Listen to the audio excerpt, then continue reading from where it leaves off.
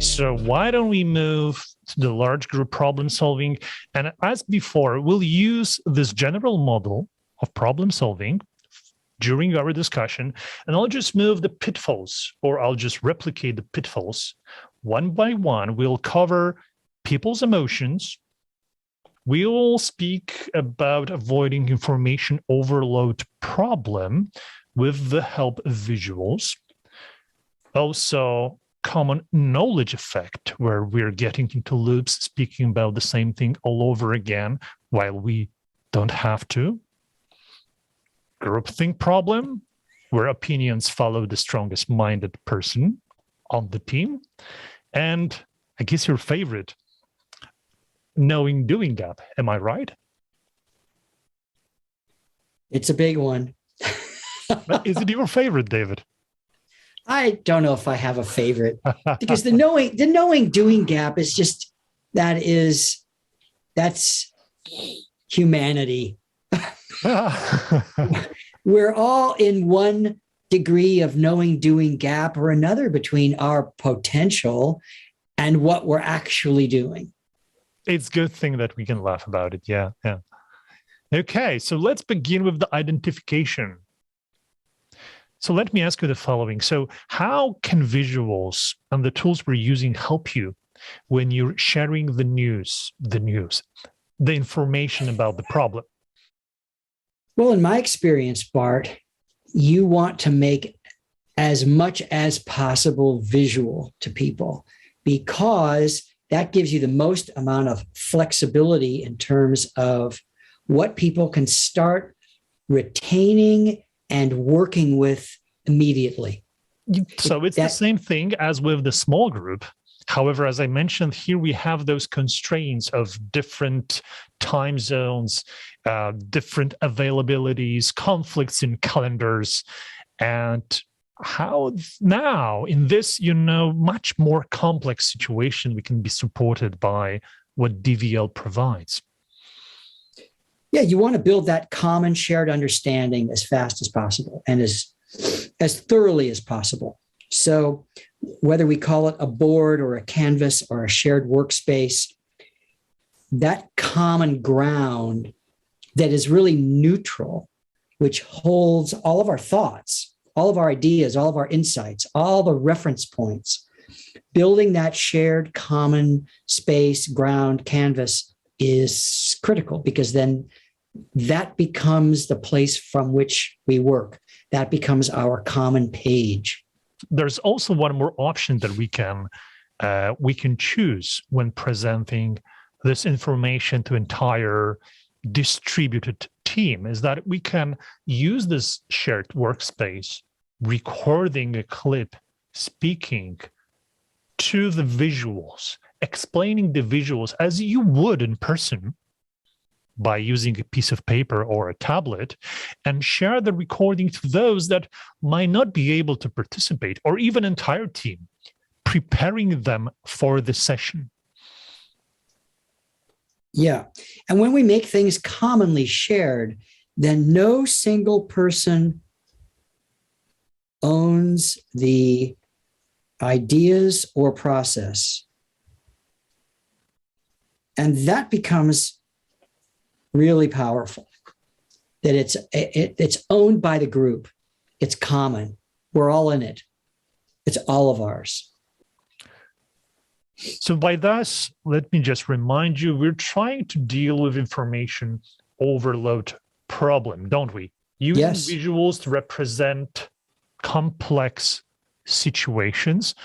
Quite important contributor to the process is how we select the team, which can be done in a lot of ways, and making sure that those teams are well balanced, that they have diverse points of view, adds to the credibility of the group process, and it's going to ensure that people have a requisite amount of trust and respect for that group or that group or that group, so that one group isn't made of just executives or managers or people who work in that department, but there's a real mixture. And that's also going to build very healthy and balanced dynamics within a group and between the groups.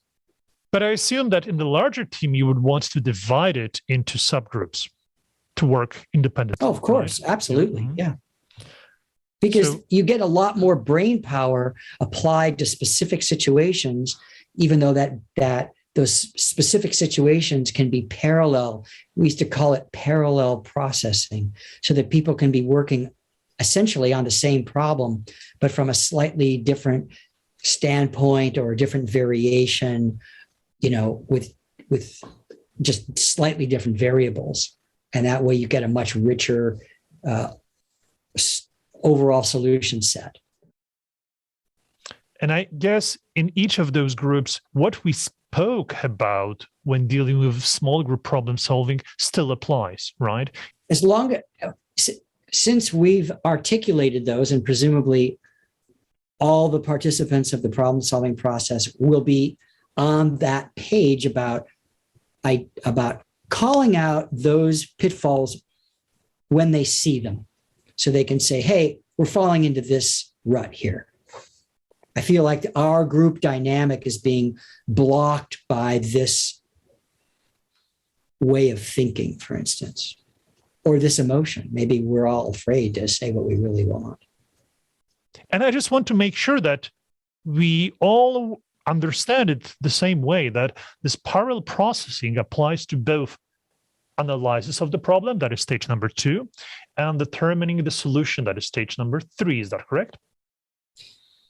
Yeah. And then, ultimately, if I can push us a little bit closer to that transition between stages 3 and 4, yeah, we're coming into this sort of middle ground phase where if the groups have all done a report out on their work as a small group, then those report outs are going to reveal different ideas for solution, right? And then the question becomes, how do we synthesize the work of all these groups? Mm-hmm. If we've got 5 groups and they give us a 3-minute report out, then we've got 15 minutes of information, and some of that information is going to be overlapping, and some of that information and suggestions is going to be distinctive. So how do we blend and combine and synthesize all these different suggestions when it comes to actions and solutions? So that synthesis process or synthesis conversation, which is much like a funnel, right? It's taking all this stuff in at the top of the funnel and it's boiling it down. It's reducing it to the nuggets. And sometimes it's not just one nugget. Sometimes it's several. So we don't want to lose really important differences and distinctions. We need to retain whatever's critical.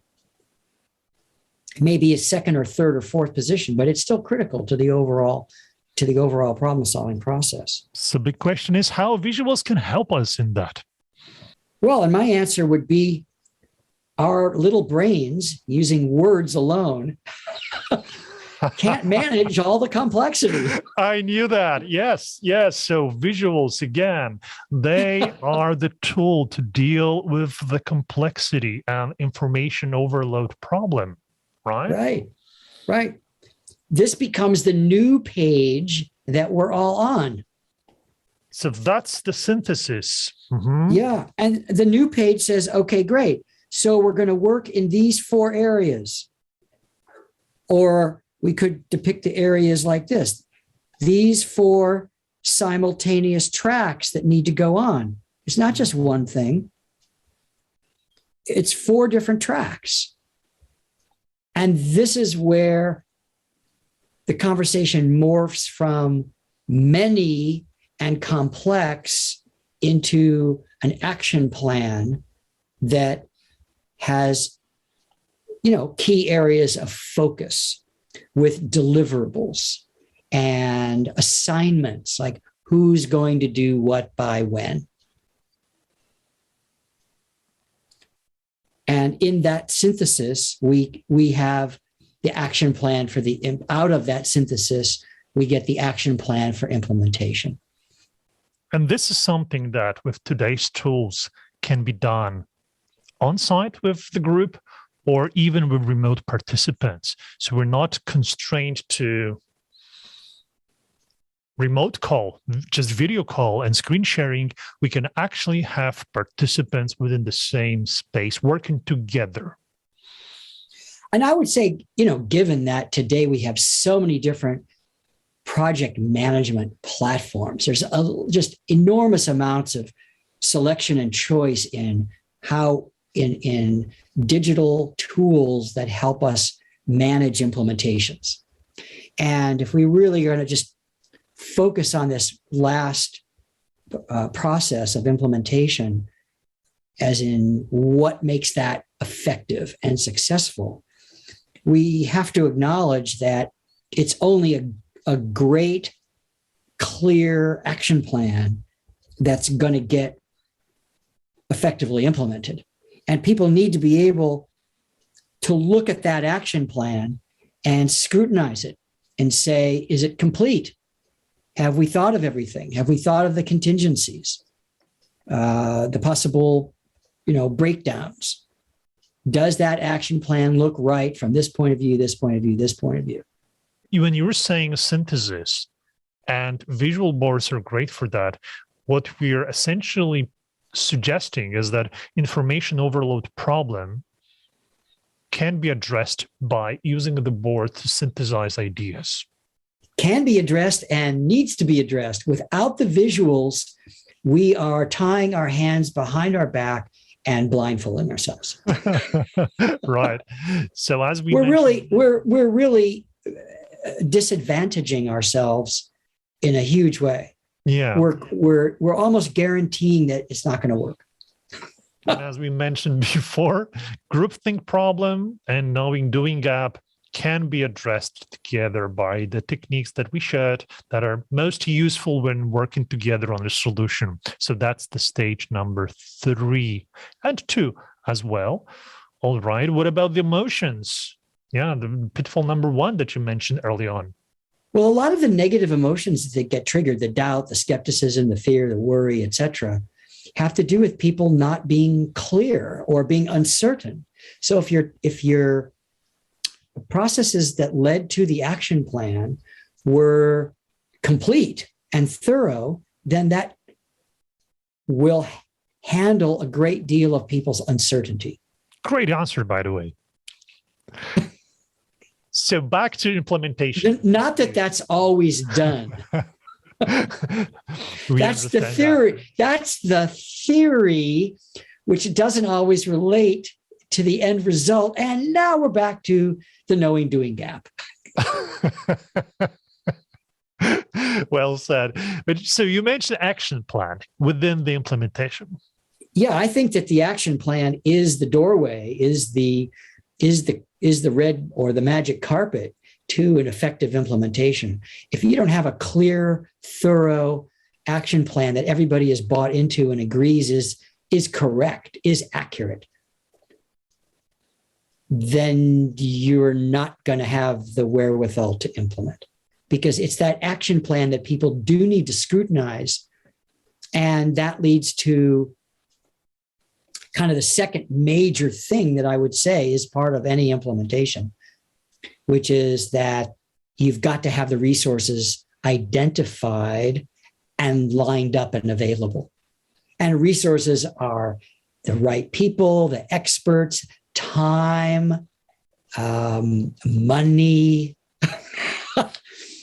It's resources. It's the ability to execute.